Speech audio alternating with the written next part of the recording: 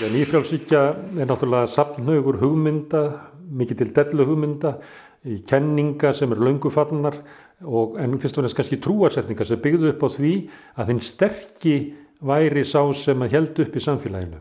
Að okkur bæri að létta byrðum af hinnum ríku og færa þær yfir á hinna fátæku, að taka byrðarnar af þeim sem gátu borið þar yfir á þeim sem gátu það ekki. Hugmyndin var svo að með því að skapa rými fyrir hinna sterku og ríku að þá myndu þeir búa til meiri auð og meiri velsæld í samfélaginu sem myndi smátt og smátt hríslast niður til allra hinna. Þetta gekk ekki eftir, þannig að ríkið átti ekki efni á það að halda upp í velferðarkerfi eða byggja upp innviði þegar tapaði tekjunum frá hinnum ríku. Þess vegna eru ríkin skuldsett og þegar eru svo skuldsett að stór hluti af tekjunum fór í það að borga vextina, þá kom krafan það að selja ríkiseignir því að rétt bráðum myndi hagurinn af því að létta skattbyrði að hinnum ríku skila sér í auknum skattekjum.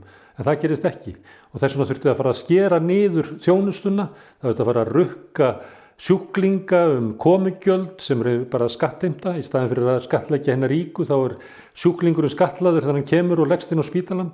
Það var byrjað að rukka þjónustusgjöld inn í menntakerfinu og út allt kerfið og smátt byrjaði velferðarkerfið að brotna niður, samkenndin í samfélaginu að eyðileggjast, allt til þess að hinni ríku gætu fengið meira vegna þess að það átti að tryggja öllum aukna velsæld. Og það gekk ekki eftir og að vita það allir í dag að þessi hugmynd hefur ekki gengið eftir.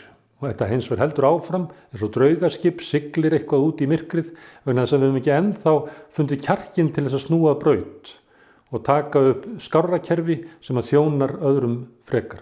Og þetta skárra kerfi hefur alla tíð heitað sósíalismi. Þess vegna sósíalismin svarið við annmörkum nýfrjálshyggjunnar.